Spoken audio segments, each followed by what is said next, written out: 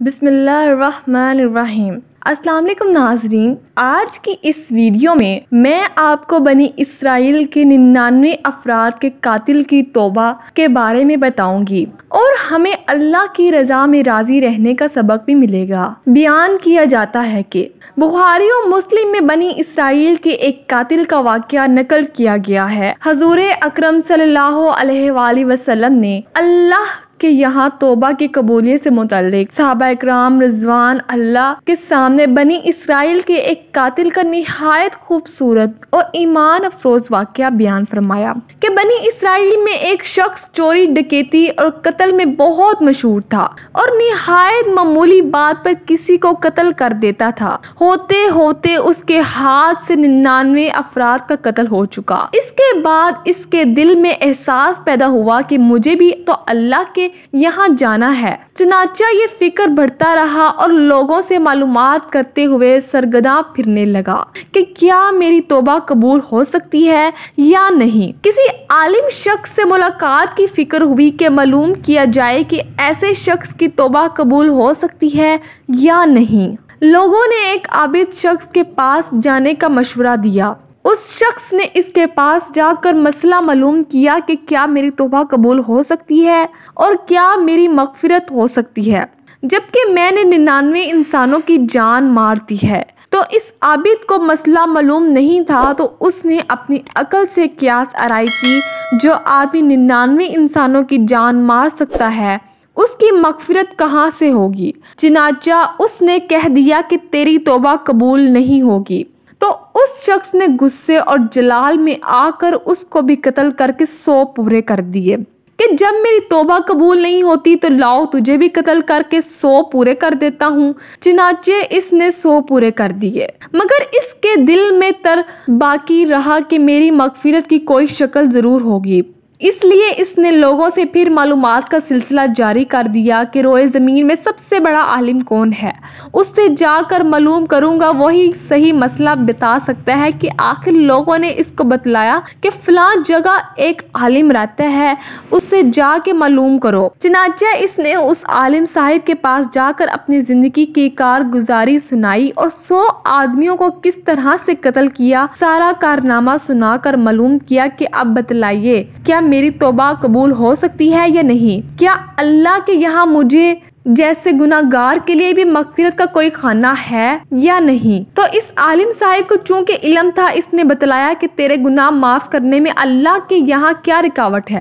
اللہ کی رحمت کا سمندر تجھ جیسے گناہ گاروں کے گناہوں سے بھی بڑا اور بہت وسیع ہے۔ چنانچہ اس عالم صاحب نے مشورہ دیا کہ تم فلاں جگہ سفر کر کے جاؤ، وہاں کچھ اللہ کے بندے رہتے ہیں، ان کا مشغلہ صرف اللہ کی عبادت ہے، ان کے ساتھ مل کر اللہ کی عبادت کرو اور نادم ہو کر اپنے گناہوں کی معافی مانگو، انشاءاللہ تمہاری مغفرت ہو جائے گی۔ اب اس شخص نے آدھا رستہ طے کر لیا کہ ملک الموت آ گئے اور اس کی موت ہو گئی۔ اب اس کی روح لے جانے کا مسئلہ کھڑا ہوا۔ آسمانوں سے رحمت کے فرشتے بھی آئے، عذاب کے فرشتے بھی۔ رحمت کے فرشتے کہنے لگے کہ اس کی روح لے جانے کا حق ہم کو ہے، اس لیے کہ یہ سچے دل سے تائب ہو کر عبادت کے لیے جا رہا ہے، اور عذاب کے فرشتے کہنے لگے اس کی روح لے جانے کا حق ہم کو ہے، اس لیے کہ اس شخص نے کبھی کوئی نیک کام نہیں کیا، پوری زندگی معصیت میں گوا دی۔ اور اسی دوران آسمانوں سے آدمی کی شکل میں ایک فرشتہ آیا۔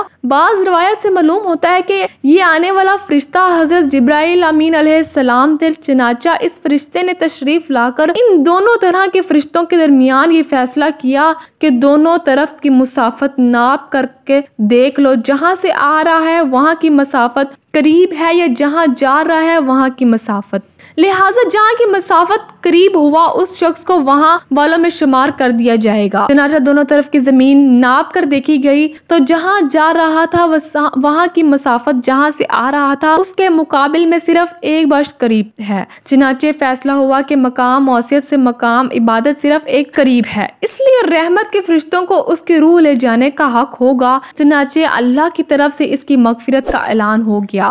ایک روایت میں آتا ہے کہ قتادہ رضی اللہ عنہ فرماتے ہیں، حسن نے فرمایا کہ ہم سے یہ ذکر کیا گیا ہے کہ اس شخص کے پاس جب ملک الموت آیا تو وہ شخص سینے کے بل اس سرزمین کی طرف گھسیٹتا گیا۔ حدیث قدسی میں آتا ہے کہ میں اپنے بندوں کے ساتھ اس کے گمان کے مطابق ہوتا ہوں اور وہ مجھے جہاں بھی یاد کرے میں اس کے ساتھ ہوں۔ خدا تعالیٰ اپنے بندوں کی توبہ اس سے زیادہ خوش ہوتا ہے جتنی خوشی تم میں سے کسی ایسے شخص کو ہوتی ہے جس کا جانور بیابان میں گم ہو کر پھر اسے مل جائے۔ اور جو شخص ایک بشارت میری طرف آتا ہے میں ایک ہاتھ اس کے قریب ہو جاتا ہوں، اور جو شخص ایک ہاتھ میرے قریب آتا ہے اس کے ایک پھیلائے ہوئے دونوں ہاتھوں کے درمیان کی مسافت کے قریب ہو جاتا ہوں، اور جب وہ میری طرف چل کر آتا ہے تو میں اس کی طرف دوڑ کر آتا ہوں۔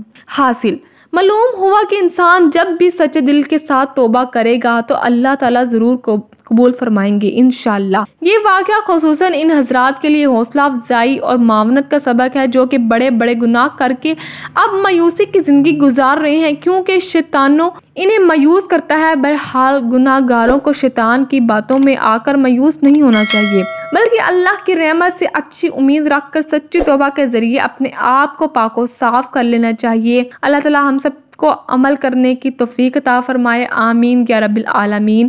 نوٹ: یہ واقعہ 101 سبق آموز واقعات کتاب سے لیا گیا۔ کتاب کے لکھاری مولانا محمد ہارون معاویہ صاحب ہیں۔ اگر ویڈیو بنانے میں مجھ سے کوئی غلطی ہو گئی ہو تو میں اللہ پاک سے معافی کی طلبگار ہوں۔ اگر آپ کو ہماری یہ ویڈیو پسند آئی تو اسے فیس بک اور واٹس ایپ پر ضرور شیئر کیجیے گا۔ اگر آپ نے میرا چینل سبسکرائب نہیں کیا تو ضرور سبسکرائب کریں تاکہ آپ کو اسلامی واقعات اور دینی معلومات سے بھرپور ویڈیو ملتی رہے۔ شکریہ۔